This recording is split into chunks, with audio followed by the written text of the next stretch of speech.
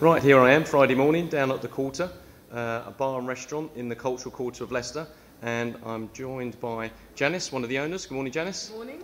And hopefully you can tell us a little bit about the Quarter, why you started it, and also setting up the Cultural Quarter Business Association. Right. My brother and I started the Quarter Restaurants and Bar. Wanted to do something in Leicester. Knew the plans for the Cultural Quarter with all the fantastic buildings in this area and Curve and also the Digital Media Centre. So the opportunity was there to really support and help to create a bit more infrastructure within the Cultural Quarter. So we opened the 15th of December 2006. We opened the restaurant and bar on the ground floor first of all, and then we developed the basement into the lounge bar, really nice style bar, to support the restaurant. That was in October 2007. Thereafter the theatre opened, and we very much focus on pre-theatre. We have a great deal where you can have 2 courses before and a 3rd course afterwards. And then we have our kind of dining crowd, very much big parties that want to celebrate birthdays. They start off in the lounge bar having drinks, come up to the restaurant, and then at the weekends go down and party the night away because it has a 2 o'clock licence. So that's the Quarter and what we do. Great food, great service, a wide selection of drinks and wines, really good quality, the Quarter. Now, the first time I came across you, we were introduced by someone, a mutual friend, regarding setting up the Cultural Quarter Business Association. That's Can you right. tell me a little bit how that's gone and what sort of support you've managed to get from businesses in the Cultural Quarter? Yeah, when we moved here, there was we knew there was a 6-month street skateboarding plan. Unfortunately, it lasted a good year and 6 months. So many of the other businesses in the area were obviously very disgruntled, and our footfall was a good 70% down, which is very difficult for businesses to sustain. In actual fact, there are some businesses that went to the wall.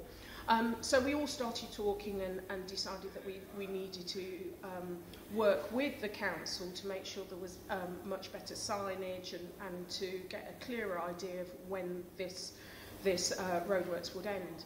So actually the Cultural Quarter Business Association started out of adversity really, but now we've grown. We've got a membership of nearly 30. There are many larger companies that are in the area that are joining.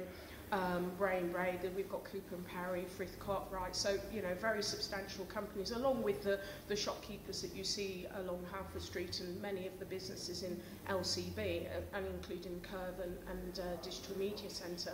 So now we've really got our vision for the potential of the Cultural Quarter, and what we see that a lot more investment needs to go into the Cultural Quarter for it to realise its potential.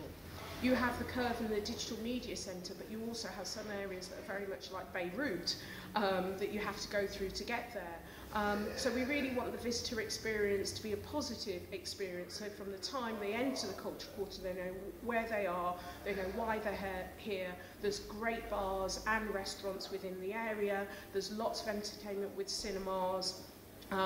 We'd like more street art and performance art out on the street to bring the area alive, really to balance what's happening in High Cross. It's great what they've done that side of town, but the rest of the town actually needs to be balanced out, and we feel that Cultural Quarter is so important to the development of Leicester City. We're working in partnership with the council and various bodies to ensure that the area continues to get the investment it needs for it to reach its potential. Do you think there's room for a sort of street market? I mean, there's the international food market today down in the city centre. Something like that, like you said, street performers, maybe one day that we could have during the summer that would maybe help galvanise a bit more support. Oh yes, certainly. The footfall's never recovered since they pedestrianised Halford Square. Halford Street, but now we have got the pedestrianisation. It creates a bit of a barrier, but we can use that space in order to attract people into the Cultural Quarter, and it's a perfect space for street art and performance art. We are limited by the size as to international markets, we'd probably have to close Halford Street, and then you've got the issue with parking in Rutland Centre for the curve. But we do have 4 squares in this area. We've got Halford, we've got Alton, we'll have Phoenix, and we've got Colton. So you can actually do events where you can move people around the squares, so you're moving people around the Cultural Quarter. So we're in talks, and we're really trying to get some funding to have big events and to have continuous events within the area as well, in order to increase the footfall and really just enliven the area again. And just finally, if someone wanted to come down and dine, what do you think is the one thing they'd walk away with as a memory from the quarter?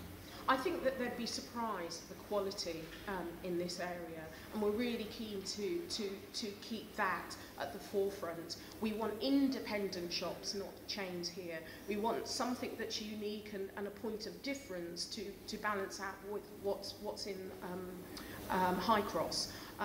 It would be great if this is very much like Covent Garden. That's the kind of scenarios that we're using, and we really think with the great buildings it has the potential to be that as well. So somewhere that's unique, that's full of quality, that's creative, that you wouldn't find in most other cities, and that's what we're trying to achieve here. That's fantastic. Well, thank you very much, Janice, for your time, and good luck. Thank you.